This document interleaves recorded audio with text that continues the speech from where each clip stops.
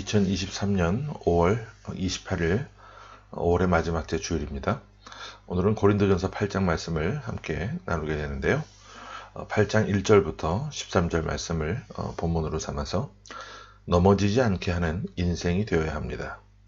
넘어지지 않게 하는 인생이 되어야 합니다. 이런 제목으로 하나님의 말씀을 선포하기 원합니다. 신약성경 271쪽이 되겠습니다. 전에도 잠시 언급했던 기억이 나는데요. 노블레스 오블리주라고 하는 말이 있습니다. 이 말의 뜻은 뭐냐 하면 사회적으로 신분이 높은 사람 또는 사회적으로 명망이 있고 사람들의 존경을 받는 사람, 이런 사람들은 다른 사람들에 비해 도덕적인 책임과 의무를 다 가지고 있어야 한다는 의미예요. 서양에서는 노블레스 오블리주를 실천하는 사람들이 굉장히 많이 있는 것을 보게 됩니다. 정치적으로 명망이 있는 사람들은 자신의 삶에 정치적인 의무뿐만 아니라 도덕적인 책임과 사회적인 책임도 다 감당하는 모습을 보게 돼요. 돈을 많이 번 기업인들도 사회적으로 굉장히 큰 돈을 기부하는 그런 모습들이 매우 일상화되어 있는 것을 보게 됩니다. 하지만 우리나라를 비롯해서 동양권에서는 아직 이런 것을 실천하는 사람들이 많지 않은 것을 보게 돼요. 가끔씩 고위 공직자 임명을 앞두고 국회에서 실시하는 청문회라는 것이 있습니다. 그 모습을 볼 때 한숨이 절로 나올 때가 있어요. 어떻게 저런 사람들이 도덕적으로 완전하지 못한 사람들이, 완전하지는 못하다 할지라도 시정잡표보다는 나아야 될 사람들이 어떻게 국민의 충복이 되겠다고, 고위 공직자가 되겠다고 저 자리에 앉고자 하는가 하는 그런 한탄이 나올 때가 있습니다. 그만큼 우리에게는 사회적으로 여러 가지 책임과 노블레스 오블리주가 정착되어 있지 않다는 그런 반증일 겁니다. 왜 이런 말씀을 드리냐 하면 사회적인 책임뿐만이 아니라 영적인 자리에서도 이것은 굉장히 중요한 모습이에요. 교회 안에는 먼저 된 자들이 있고 나중된 자들이 있습니다. 무슨 말이냐면 먼저 하나님의 부르심을 받아 은혜를 받고 교회 공동체의 일원이 되고 하나님께서 직분을 맡겨주셔서 그 직분을 받아 주의 사명을 열심히 감당하는 사람들이 있어요. 주님께서 충성되게 여기셔서 사명을 주시고 그 사명을 믿음으로 감당하라고 맡겨주신 사람들이죠. 대표적으로 목회자, 사역자들이 될 수도 있고 중직자들이 될 수도 있을 겁니다. 그런데 교회 안에는 이제 막 신앙을 시작한 영적으로 어린 그런 모습을 갖고 있는 사람들도 있어요. 혹은 신앙생활을 아주 오래전에 시작했지만 아직까지 믿음이 잘 자라지 않아서 어린아이 상태에 머물러 있는 사람들도 있습니다. 먼저 믿은 사람들, 영적으로 성숙한 사람들, 목회자나 중직자들, 이런 사람들에게 요구되는 것이 바로 영적인 노블레스 오블리주라는 겁니다. 먼저 하나님의 부름을 받아 선택을 받고 직분을 받았고 영적인 세상이 또 다른 세상이 있음을 알게 되었으면 우리가 먼저 실천하고 헌신하는 모습이 있어야 한다는 거예요. 그런데 교회의 현실은 어떠합니까? 정반대의 모습을 볼 때가 많아요. 먼저 믿은 사람들이 나중된 사람들을 잘 섬기지 못하고 오히려 그들을 실족하게 만드는 일들이 교회에서 다반사로 일어나고 있습니다. 분명히 말씀드리지만 직분은 계급이 아닙니다. 직분은 계급이 아니에요. 직분은 더 낮아지고 더 겸손하고 더 섬기라고 주는 직분입니다.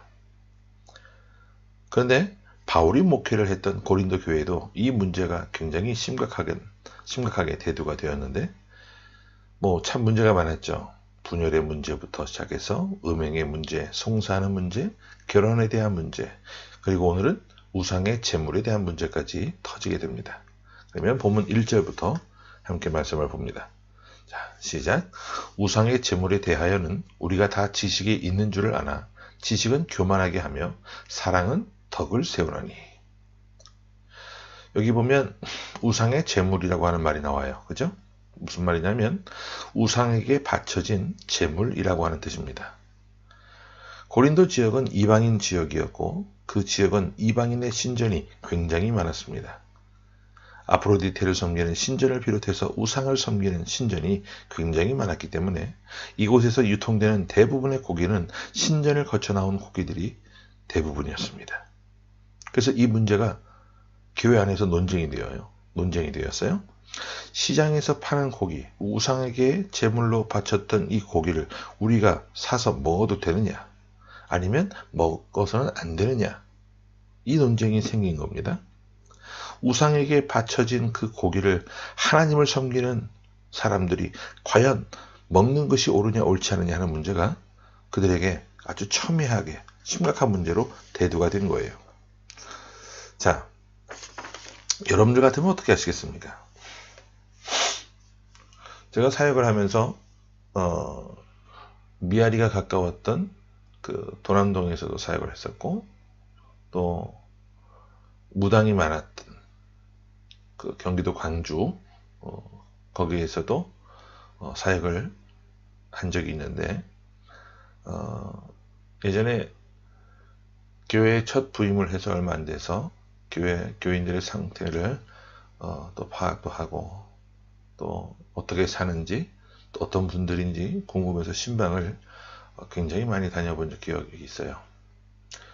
아침부터 시작해 저녁 늦은 밤까지 신방을 마치고 집으로 돌아가면 보통 12시가 되어서야 들어가는 경우가 다반사였습니다.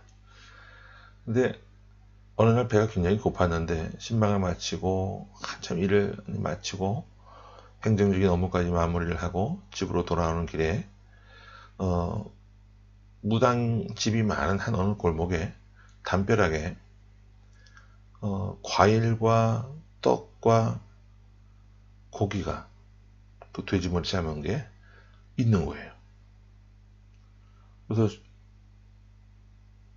제가 어떻게 했을 것 같아요? 저건 구슬할 때 쓴 재물이니까 먹어서 안 된다. 굿하고 내가 무슨 상관이냐. 난 하나님 믿는 사람인데 귀신이 달라붙어 예수 이름으로 물리치면 되지. 그리고 가져가서 집에서 식구들과 먹었다. 어떻게 했을 것 같아요? 예, 저는 앞에 모습이 아니라 후자를 선택했습니다.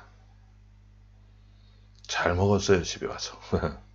그런데 바울이요, 우상의 제물에 대해서 우리가 다 지식이 있는 줄 안다라고 이야기해요. 그 지식이 무엇을 말하느냐? 4절에 보면 나옵니다. 같이 보겠습니다. 시작. 그러므로 우상의 제물을 먹는 일에 대하여는 우리가 우상은 세상에 아무것도 아니며 또한 하나님은 한 분밖에 없는 줄 아노라. 바로 이것이죠. 우상은 세상에 아무런 존재도 아니다. 하나님은 한 분밖에 계시지 않는 아주 전지전능하시고 유일하신 하나님은 그분이 우리의 모든 것 되시는 분이 우리와 함께 하시는데, 우상에 바쳐진 재물 그거 아무것도 아니다, 그 말이에요. 그래서 신앙생활을 오래 하고 좀 담대한 믿음을 갖고 있는 분들은 이것이 문제가 안 돼요. 그런데 왜 이것이 문제가 안 되느냐? 우상에게 드려진 제물 역시 하나님께서 창조하신 피조물이라고 하는 그런 개념이 있기 때문에 그렇죠. 우리가 하나님의 자녀 아니냐? 하나님이 세상의 주권자가 되시고 하나님이 창조하신 그 피조물을 우리가, 하나님의 자녀인 우리가 먹는 것, 무엇이 문제가 되느냐? 그런데 문제는 신앙이 오래되고 믿음이 정립되어 있지 않은 사람들, 아직 믿음이 어린 사람들에게는 이 모습이 굉장히 불편했고 시험에 들기 딱 좋은 문제였다라는 거예요. 7절 보겠습니다. 시작. 그러나 이 지식은 모든 사람에게 있는 것은 아니므로 어떤 이들은 지금까지 우상에 대한 습관이 있어 우상의 제물로 알고 먹는 거로 그들의 양심이 약하여지고 더러워지느니라. 자, 그런데 이런 지식이 모든 사람들에게 있는 게 아니라고 말씀하고 있어요. 아직 믿음이 어리고 여린 사람들, 여태껏 지금까지 하나님이 아닌 우상에게 절하고 우상의 신전을 거리던 사람들이 교회 공동체 새 가족이 되고 일원이 되었을 때 그들이 교회에 와서 우상에게 바친 그 제물을 먹는 그 믿는 사람들의 모습을 보게 되면 어찌 되겠느냐? 충격을 받는다는 거죠. 그들이 이럴 거예요. 야, 과연 이래도 되는가? 교인들이라고 하는 사람들이 하나님 앞에 나와서 예배하는 사람들이 하나님이 아닌 우상에게 이 바친 그 제물을 먹는다는 것.